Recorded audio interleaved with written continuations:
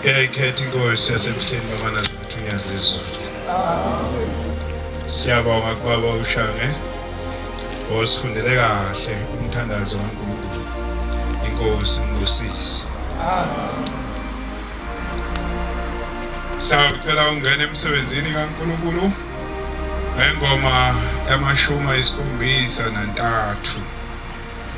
Ngicele wabaphethe amabhayibheli oqala uyongibambela uDeuteronomy 22 noma uGenesis, hayi Deuteronomy, Genesis 22 qale sahlule.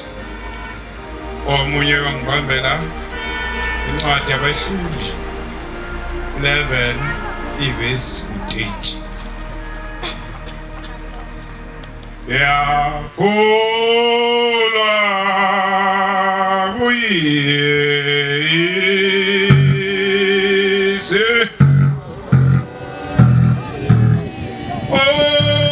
onamandla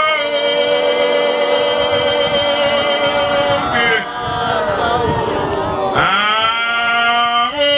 abomdali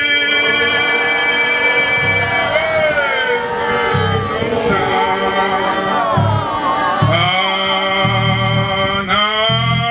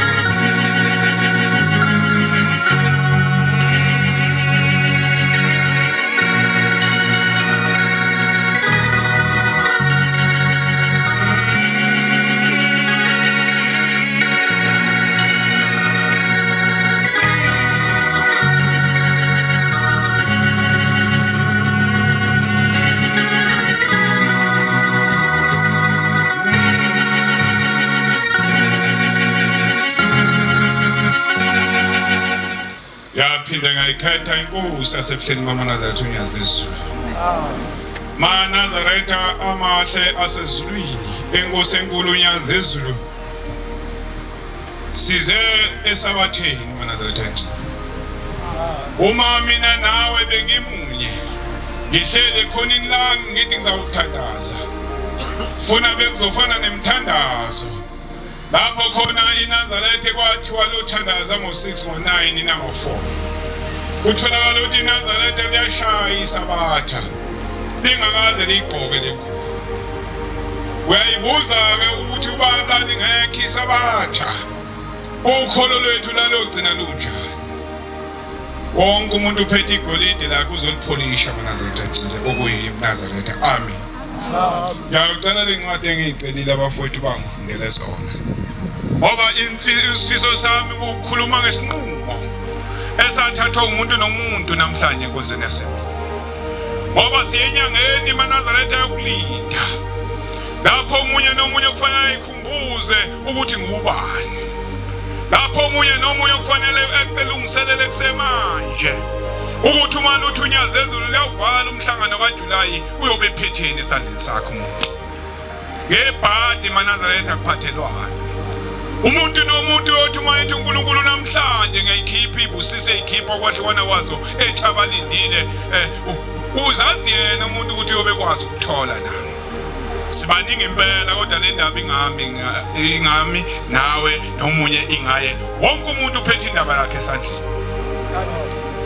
Iya ngokuthi njengoba sizoba sesifungweni sikaJulayi kuzolindwa ukwenzani ngoba ufuna uyitshele manje moya kuJulayi. Uyitshele manje ukuthi ufuna ukuthi ulodweni kuloJulayi. Mhlambe uma singabala amaNazaretha elosaba amaNazaretha athi omunye ngakholwa ngo1989 nathi omunye ngakholwa ngo1980 ebese uyama umbuzo ukuthi ulindeka ngaki bangakoJulayi bayalingana neminyaka wakholwa ngayo.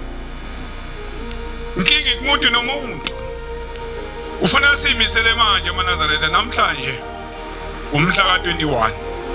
Funa simisele manje sikale manje silungisele ukuthi uma kuyoshaya uJulayi ngiyangena nekulindeni noma ngizokhishwa igwinya. Khona abantu abayikhishwe igwinya yini yona igwinya? Ukhona abayikhishwe isinkwa yini yona isinkwa nombuso kaJehova? Shayele baba. Kwathi ngasemva kwalezi zinto. Wathi ngalesemva kwalezi zinto uThixo wamlinga uAbraham. Wasemlinga uAbraham maNazaretha ingcwele ukholo lwakho maNazaretha ingcwele liyafikela ukulinga ukuthi ukhona nani uma ukho. Wathi kuye Abraham wathi ngilapha. Wathi akuthabathe indodana yakho eyodwa uIsaka omthandayo uye ezweni laseMoriya umnikele khona abe umnikelo wokusha entabeni ethile engiza kukutshela yona. Ithi indaba uma ifika kuAbrahama ethi Abrahama thatha le ndodana yakho yona yodwa oyithandayo. uAbrahama wathola ingane esemdala kakhulu. Kodwa kwathi le ndodana yakhe yodwa ayitholile uJehova ngelilanga wafika kuyena wathi thatha yona le ndodana yakho uyoyenza umnikelo wokushiswa. Awuthina nawe sesize namagama okuthiwa anginamali. Yoba sekuyinkulungwane nje nokudliwayo uke ebuhleni bamaNazaretha awu wena usayi manje. Okwamaqhawe maNazaretha encane. Lokho esikona kwamaqhawe. Ukhona la kumele ulahlekele khona uma ufuna ukuzuza inkolo yakho. uAbraham wavuka ekuseni wabophela injomane yakhe wazithabatha izinceku zakhe ezimbili noIsaka indodana yakhe. Indoda ethembekile ezulwini ekholwa uJehova yathatha imbongolo yabophela yathatha nezinkuni nomentshisi yahamba yayokwenza izinto kaJehova. Thina nawe uma uJehova esibiza kwehla kahle uyasifuna unyazi lezulu sifuna kuJulayi. Yasifuna unyazi lezulu luphumile umemo maNazaretha ingcwele. bayabophela abantu baqalile babhakayo imphako noma ngemvubelo bayagaya abagaya imicaba bagala yonke into uthi umuntu ngiyakuthulayo kumi kanjani kimi nawe kumi kanjani mina nawe sekwabalula usubuka inkonzo ku YouTube bese uthi uyayazi inkonzo awusayi kuJehova usewenele wesuka waya endaweni uThixo amtshelile yona wayesesuka uAbraham wahamba waya endaweni uThixo amtshele yona ngosuku lwesithathu kwathi ngosuku lwesithathu uAbraham waphakamisa amehlo akhe wabona indawo ikhashana wayehamba ubusuku nemini eyala uJehova ambizela khona namhlanje mina nawe singene emontweni sekuJehova kwaze kwalulu kwethu bo wathi uAbraham kuzo izingceku zakhe hlalani lapha nenjomane sizakuya lapha yamina nomfana esefikile izwi likaJehova lalihleli kuyena uhamba nendodana yakhe uyazi ukuthi namhlanje indodana izubuyela emuva ngoba iyona yoba umhlatshelo utsheni ingceku zakhe uthi manini la mina ngizahamba ngiyalapha nendoda uthi salani nina nikhuleka wayazi kahle ukuthi emva kwale ndodana kanayenye sibuye sizekini uAbraham wathabatha izinkuni zomnikelo wokusha wazibeka phezu kukaIsaka indodana yakhe wabe sehamba nengane yakhe wathi mayefika wayesemnika izinkuni wathatha izinkuni wayibeka phezu kwendodana yakhe wathabatha esandleni sakhe umlilo nommese wayesethabatha ngesandla sakhe umlilo nommese uma ukholo lungakafiki lapho okumele ukuthi noma ngalahlekelwe selungumzuzu uJehova kufanele silungise lelo kholo bahamba bobabili kanye uIsaka wakhuluma kuAbraham uyise wathi baba wathi ngilapha ndodana yami wathi nanku umlilo nezinkuni pho liphi iwudlu lomnikelo wokusha na ingane eyayivamisa ukumphelezela amaNazaretha ingcwele uma yekwenza lenkonzo yasezulwini namhlanje kunesimanga ithi ingane ngiyayibona inkuni ngiyawubona umlilo kodwa namhlanje liphi izinyane noma imvu eyoba umhlatshelo na wathi uAbraham ndodana yami uThixo uyakuzibonela iwudlu lomnikelo wokusha uyazi ukuthi kuthiwa namhlanje ingane yakhe kube yona umhlatshelo odutha enganeni yakhe ndodana yami namhlanje uJehova uyayibonela ukuthi liphi isu azolenza bahamba bobabili nalo ukholo maNazaretha encane uma umNazaretha khona isikhathi la ubonela ukuthi khona angikwazi ukusala phambi kaJehova ubusuthi uJehova uzowubona yena ukuthi wenzani kodwa izwili izwi lingibiza lithi ngiyafuneka ebuhleni bamaNazaretha bafika endaweni abemtshele yona uThixo uAbraham walakha khona iladi walungisa izinkuni wambopha uIsaka indodana yakhe wambeka eladini phezu kwezinkuni wayesefika entabeni wayesedumela ingane yakhe yona yodwa lelizwi laliphethe uyena ngisho unkosikazi wakhe ongalazi izwi malifika eManazaretheni maNazaretha lifika kuwe nawe izwi lakho ukuthi usukuma ulenze uma yethu uJehova ngifuna wonke amaNazaretha ame kuJuly usho kimi nawe uAbraham wayeselula isandla sakhe wathabatha ummese ukuba ahlabe indodana yakhe wabe selula isandla sakhe ubahlabe mina nawe sasiyoba kuphi lunjani ukholo lakho ukholo lethu lomaphi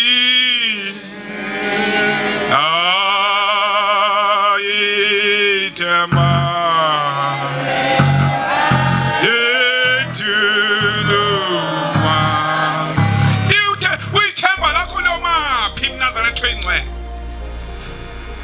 ukuthemba ukuthi uNkulunkulu lo ngibizelela uzolakha iqhina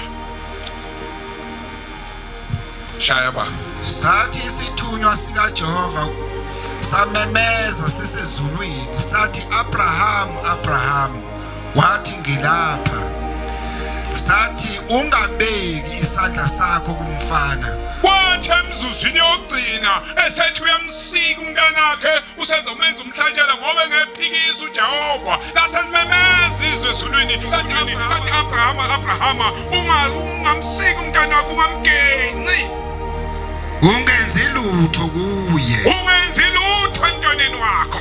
Awukholo maNazaretha encane. Ngokuba manje ngiyakwazi uyamesaba uThixo. Njengamanje ngiyazi ukuba wena uyamesaba uThixo. Lokhu unganginqabelanga nendodana yakho eyodwa. Lokhu izwi lami ulenze njengoba linjalo unganqabanga nendodana yakho iyodwa. Ufuna ukholo lifike lapha kulo size. Lokuphi usayizi ukholo lami nawe. Uma lingafiki kulo sayizi la khona uthi wena shambu yazi wena wazi konke. Mina ngizoyigcina ikhathi zakho ngizomgcina u9 no6 wakho nemhlangano wakho ngizoyigcina kodwa wena waziyo ukuba ngizophila ngane. Themba lakho likuphi nami?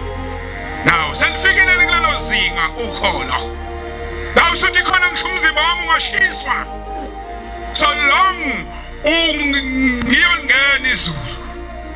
Akholelana kwamakholwa. Ukhola lihlali kwamshumayela lihlali kwamfundisi lihlali kwamvangela lihlali kwamkhokheli. Ukhola lo muntu ukuthi uyazizwa nami khona ukuthi ngimi nenkosi yamaNazaretha unyazi lesithulu. Uma uqala isihlabelelo uyezwani ukuthi le ngoma ehlatshelelwa la yasezulu. Angedwa. Manje sengizothandazela sengizokwenza lento engiyizele esontweni. Uyezwani? Kubuhlungu isihlabelelo uma size sivala ungakwazi uvula umlomo. Konke okufanele uyilungise. Awukabi serious ngenkolo. uAbraham waphakamisa amehlo akhe. Wabona bheka inqama ngasemva kwakhe ibanjwe esihlahleni ngezimpondo zayo. uJehova usuke kade lihlelile icebo lokuthi uzokuphula kanjani enkingeni uma wena ubeka yena phambili. Uyendaweni nje sekuvela uJehova uyibekile inqama. Wayengayiboni yena wayemsithezile ukuthi engayiboni. uJehova kulokhu uthathe yena inqama wafika wayibopha esihlahleni. Njengoba nizoya kuJulayi maNazaretha encele. Iqhinga lempilo uJehova usevela ulibekile. Kodwa uma mina nawe sithi sizozakhela thina amaqhinga empilo ngahla wethu amaqhinga empilo engasebenzi ngoba akekho uJehova kula maqhinga empilo. Uthi uma ekhuluma uJehova sibusise emthandazweni okuvuka bayasukuma abantu bayahamba usuku nosuku bayodayisa abanye bayosebenza kodwa bakhohlwa into eyodwa badlula imali ifihliwe lehlabeleleni ukuthi ahlabelele yona kuqala. Ukhona la athi khona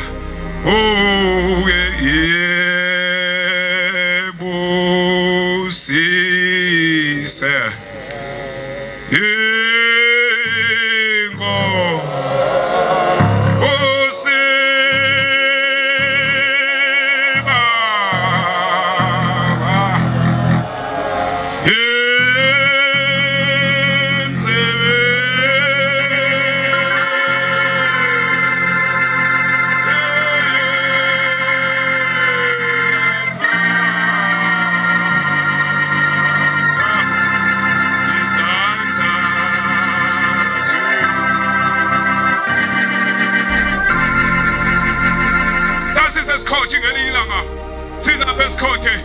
enkonzinjani yabonga babencwadi sisenkonzinjani uNkulunkulu lona maNazaretha esimlandelayo.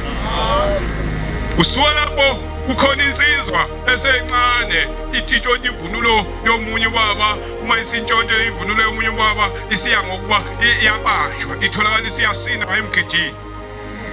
Base bemthatha bamnabukelisa ngakhona kodwa kubuhlungu.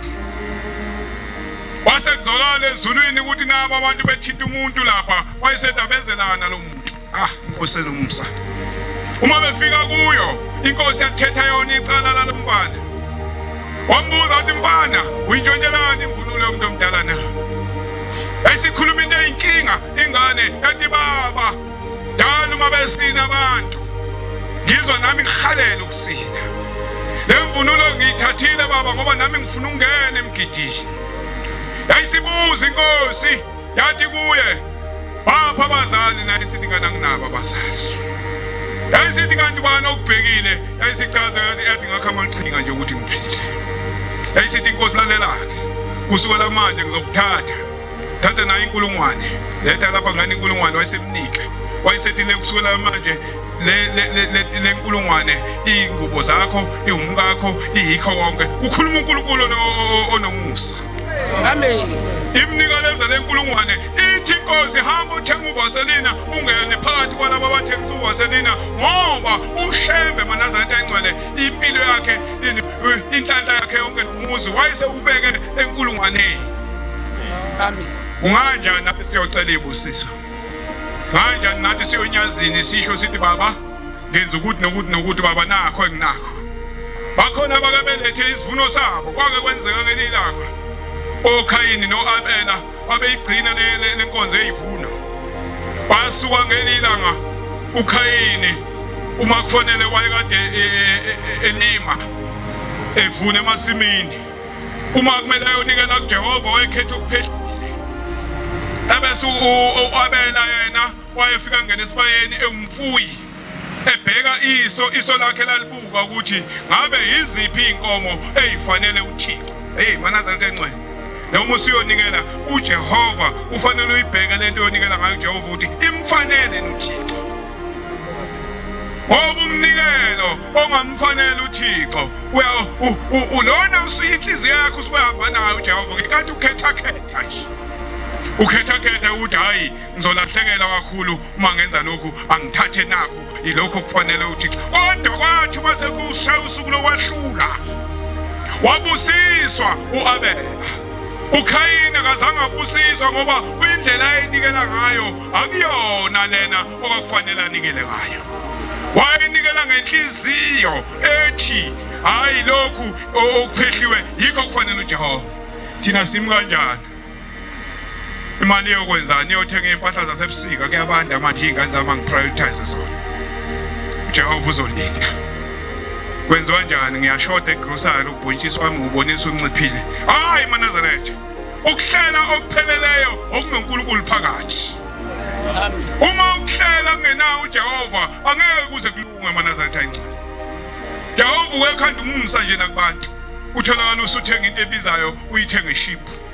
Uyithenga iship ngoba uJehova usephefumulele khona wabeka ibusiso. Umuntu osuke neyibusiso lathinta khona kuyalunga. Umuntu ekethengisa into engekho nje ahlala lapha netafula athengisa utamatisi. Uthi uyobheka kwakhe uthola indlu enkulu ingakanani. Yini na ineyibusiso. Siyadinga ibusiso masihleli la Manazaretha.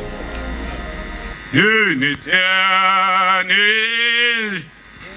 yiweva andungane andezokazibosi yezevoseso esina.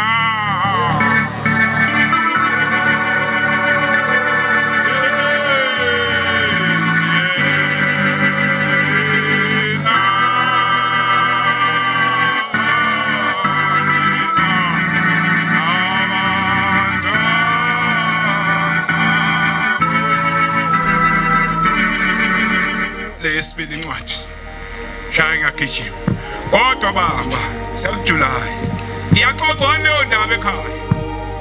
Uma nixoxa seniklipha izinga lokuxoxa ukuthi nalo unyaka ezulu lusibiza kuJulayi. Iyakhulunywa leyo ndaba. Uma ingakhulunywa ngakula maviki adlule ayiyokhulunywa ngoNazaretha engcwele. Ngoba uJehova uyasibiza.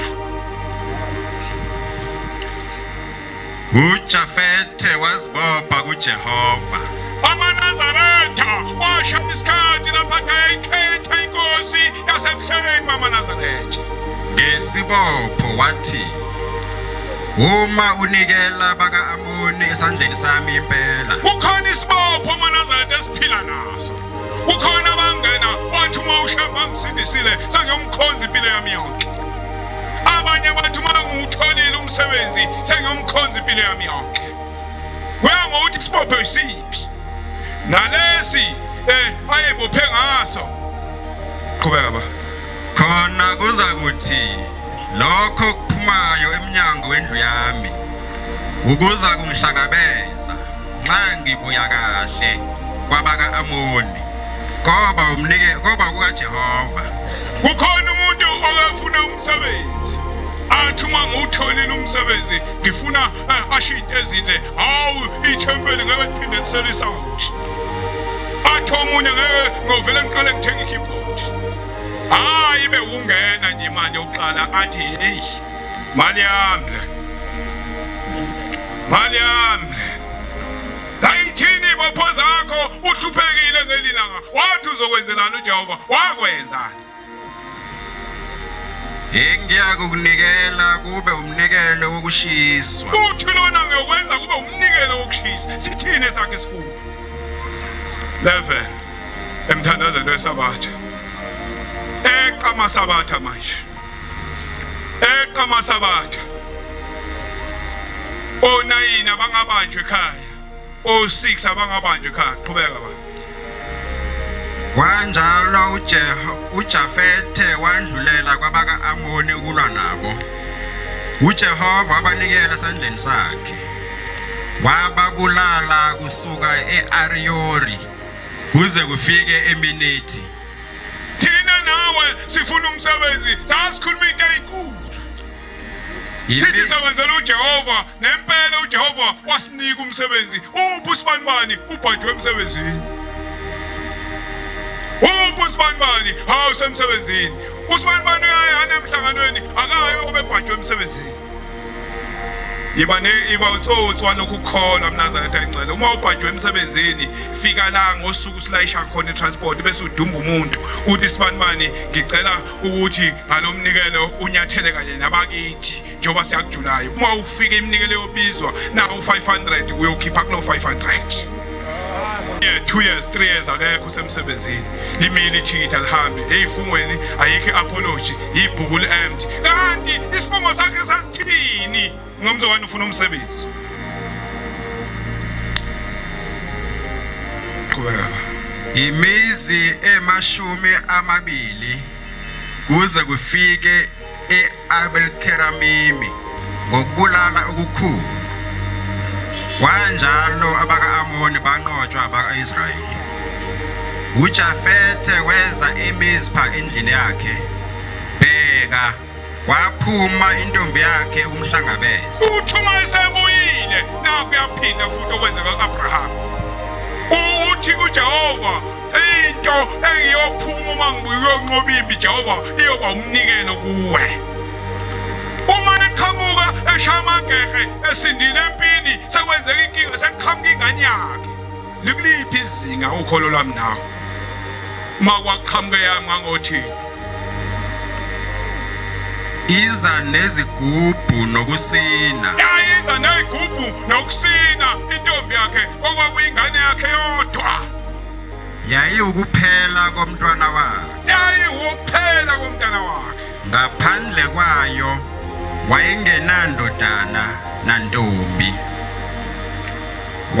Kwathi esayibona waxebula izingubo zakhe wathi, awu mntanami uyangithobisa kakhulu ungowabangihluphayo. wathi esambona wakhala wathi awu ufana nomuntu ongihluphile Ngivulile umlomo wami kuJehova ngingebuye. Yathi kuye, Baba, uma uvulile umlomo wakho kuJehova yenza kimi njengokuphumileyo emlonyeni wakho. ithi intombi yakhe baba uma uvulile umlomo wathi baba oyohlangana nakho uyokwenza kakho umhlabelo namanje yenza lokho Lokhu uJehova ukuphindisele ezitheni zakho. njengoba uJehova akuphindisele abe izifungo zethu zinqamuka uma sesihleli maNazaretha egcwele ekhaya ithi uma uthe hawu ethempelini ngovela ngithenga amadrama u6 uma uJehova engawuthola umsebenzi uma esehlele sewutholile umsebenzi iyashintsha inkulumo ishintshe kangaka yami nawe yathi kuyise, mangenzelwe lokhu. Sithi ngicela into eyodwa, yisi isifungo lezi intombi eziyongena kuso eManazaretha ayigcina. Ngiyeke Kusukela ngalesa sikhathi namhlanje leso sifungo siyabungazwa la kwaShembe. ngiyeke izinyanga ezimbili ukuba ngiye ngehlele entabeni ngililele ubuntombi bami mina nabazana nami. Wayesethi hamba.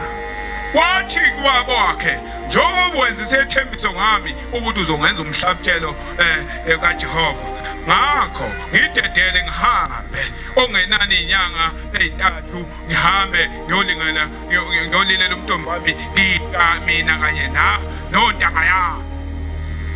Wayimukisa izinyanga ezimbili. Awuhamba ngingedwa, awo yisikotini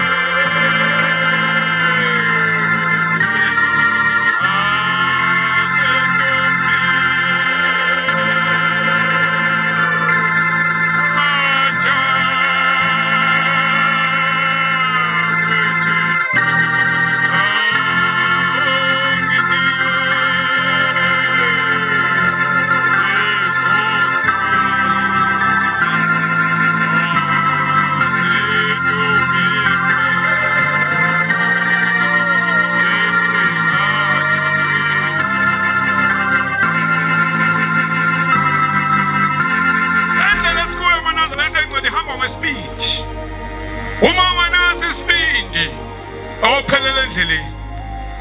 Qhubeka ba. Awu.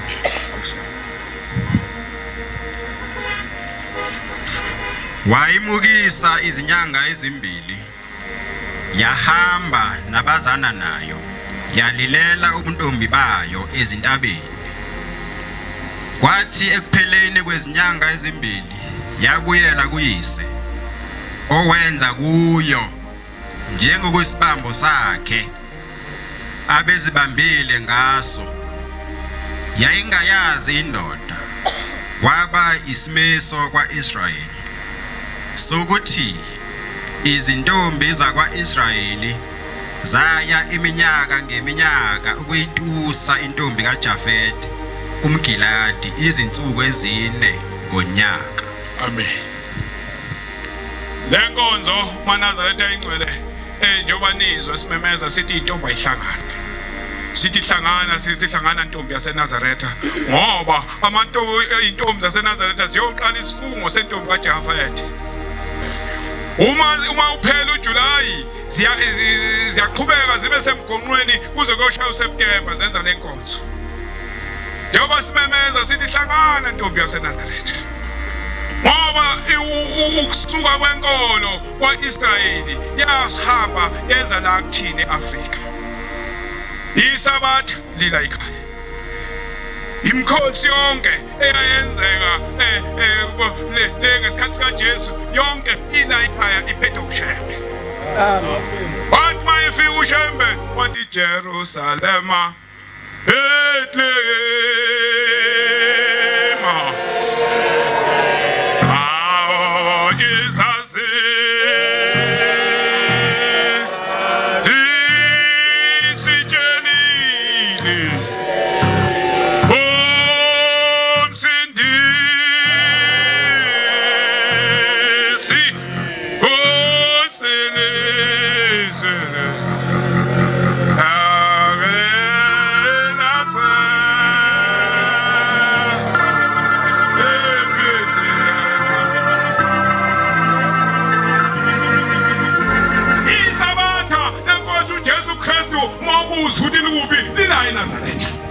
Amen.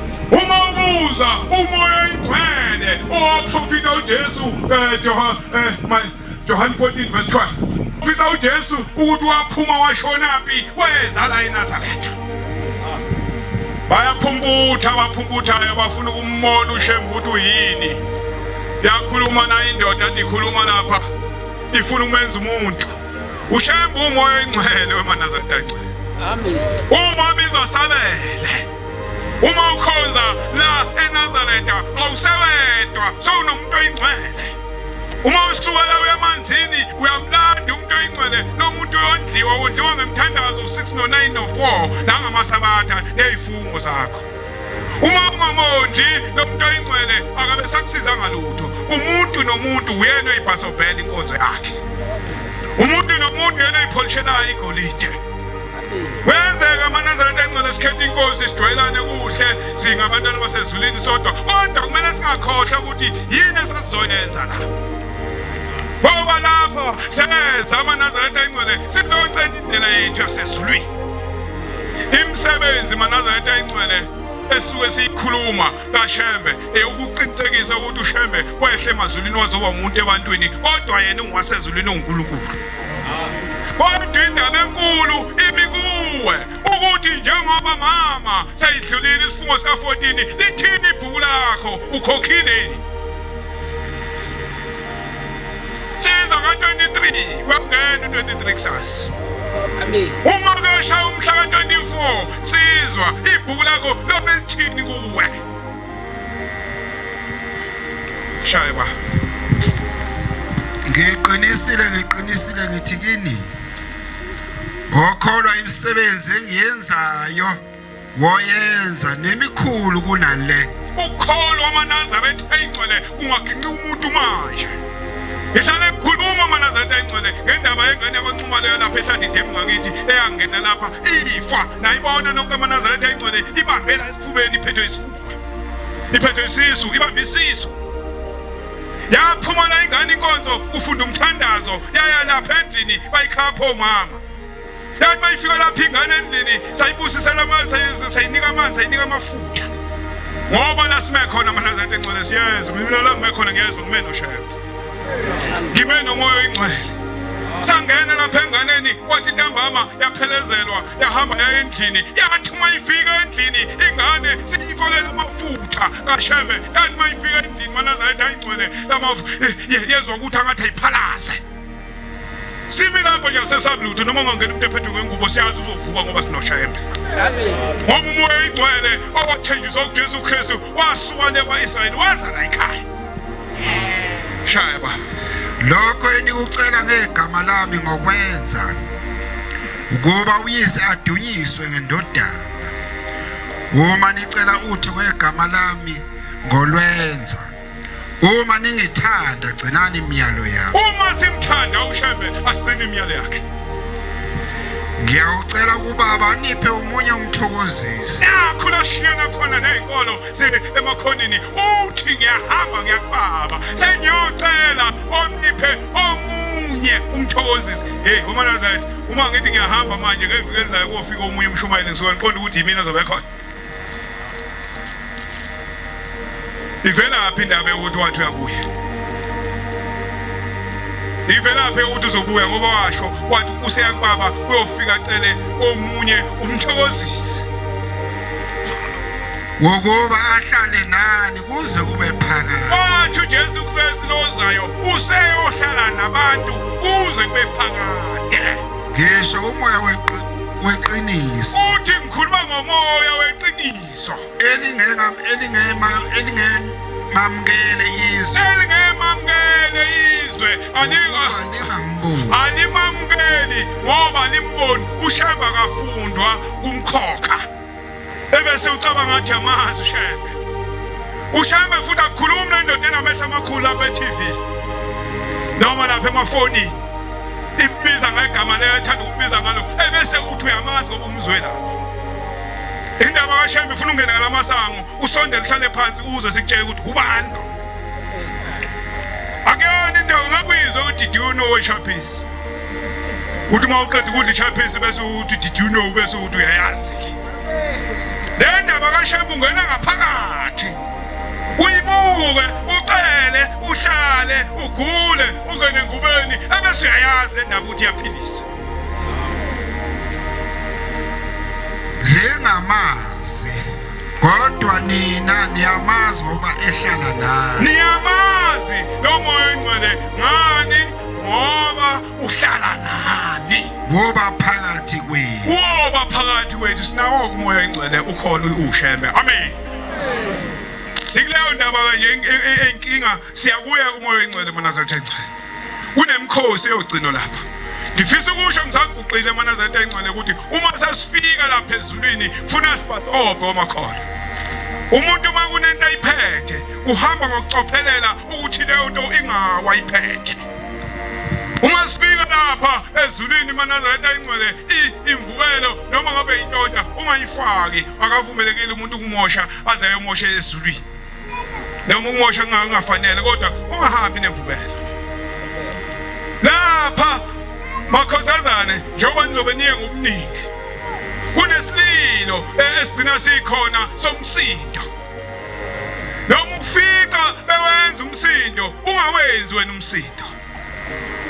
Uma ufika lapha o-anti baphethe umthetho bazobe besho beninkosazana ayikwenza ukuthi ningakwenzi unani manazethe engcwele. Noma ngabe kwenziwa abanye abantu bathembayo kodwa wena ungakwenzi. uShembe into angayifuni akayi ngokuthi yenziwe ubani wena umthembayo kodwa uma ithe uShembe lento ungayenzi sihleli noNkulunkulu mana zathengcela lo ngane esikhuluma ngayo eyangena lapha endlini iphethwe isisu yathi mayifika endlini ade ikhulekelo la Jacob 4 1 3 14 5 14 yathi mayifika endlini mana zathengcela yayisicela yathi ngizokuthi angiphalaze yathi ngizwa ukuthi angiphalaze base beyilethela into yokuphalaza yayisiphalaza yayisikhipha yakhipha manazaretha engcwele yakhipha igundwane elingenaboya okwekuyilona elalimbulala uma lifika igundwane lishaywa phansi liqhamuka namafutha lawo simdlise wona anomuno wonyazi lesulu shaba Jacob 5 verse 14 Kukhona ogulayo phakathi kwenu uma kukhona ogulayo la phakathi kwethu akabiza amalunga ebandla kufanele abize amalunga ebandla amkhulekele bese simthandazela amgcobe ngamafutha ngegama lenkosi bese simgcoba ngamafutha ngegama lenkosi unyazi lezulu amen thina siyamthanda lona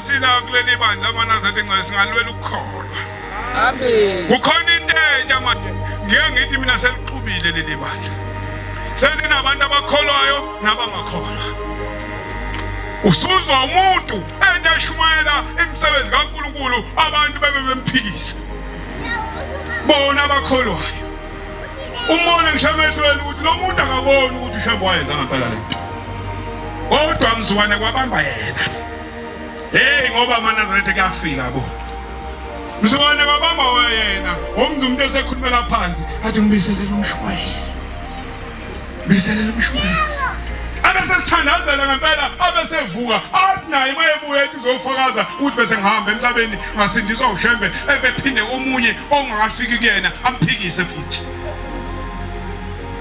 asibayeke nabangaphandle thina nawe siyabona ukuthi sikuphi lapha esikhona uma sibona ukuthi sikuphi lapha esikhona asibopheleni imithwalo sambeni siyonyazini lezulu amen zayike ikhali izalwazi usithole isichiphiza inyembezi uthi uyabuza gogo kwenze njani athi ngikhumbule ekuphakameni gogo wenza njani athi ngikhumbule inkosi yamakhosi wasunelise mina nawe sasesinelise kangaka sikade samgcina uShembe wenze njani yini lena sishoda kimi nawe sineliseke nje sikade samgcina uShembe lobuthande lokhumbula leyo ngcwele leyo eqhamuka uShembe kubikuphi la khona ebuhleni manazarethe engcwele kuse headquarters yes sir Amen. lo mhlangano esingena nawo awufani nekuvakasha kababa mayivakashele thina lethu uthando lwethu ekuthuthweni. Lo mhlangano ulotshiwe ithi sihlabelela de sihlabelela usedawahloba ngabo kathathu lobu uNazaretha unyaka umuhle. Isho ukuthi ngoJanuwari luthini unyawo lakho lufakazi thini iplanning yakho ngoJanuwari. Unyawo lakho lakela inyathela phansi. Lwagcina nini unyathela phansi lihamba noNyazi lesizulu. Imibuzo amaNazaretha engcwele kumele siyiphendule ngayo ukuthi njengoba sila amaNazaretha engcwele sisayibona indlela. Sizophusha amakhosazana ke namhlanje seniphusha amakhosazana. Ngoba kwabhejwa ngane ezulwini kwathiwa ngisho usize wethempeli ukalwa ngawo amakhosazana. Namhlanje ingahani indaba amakhosazana. Fanele bethi balandela abazali bahamba bebuhleni bamaNazaretha nibe seniphambili nina senigcinile zonke izifungo. Senibuya kuyo yonke into engcwele uNyazi lezo seninenzele konke. Angathi ke amaNazaretha engcwele einhlelweni zethu esiyihlelayo singakuhlela ukuya oNyazi lesizulu. Amen. Kumdedele. Umdedele uyangena ubabuze uyabona umdedele bawuzuphinda ka7 fanele wazi ukuthi kusuke kulindwe nami. Ukuthi ungawuthola ngokuqala uthole wesibili uthole wesithathu.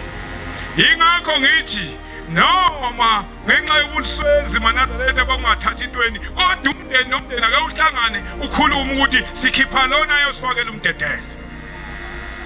Angenzeki isho amaNazaretha engcwele kungabibikho umndeni kube khona umndeni okuthiwa awumelelekanga kumdedele.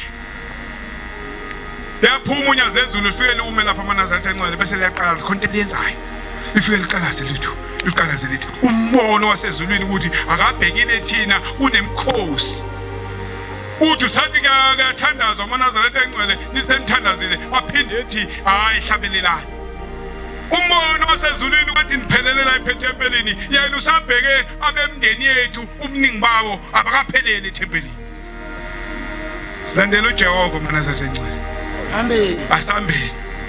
Asambeni ngenzeki ishwa abakithi uthola ukuthi balapha kodwa thina sikho begcotshwa abantu ngenyawo. Memezile uNyazi lezulu. Akho amaNazaretha engcwele siyabonga. Sibonga uShembe. Ngeke ngithi bana akekho uShembe bese safa amaNazaretha engcwele. Kade sidibana nenkinga. Kade khipha amadliso. Hayi yenhlanhla yakho. Ambisa Izila Uyatuza Umkhululi ngapho Bengamula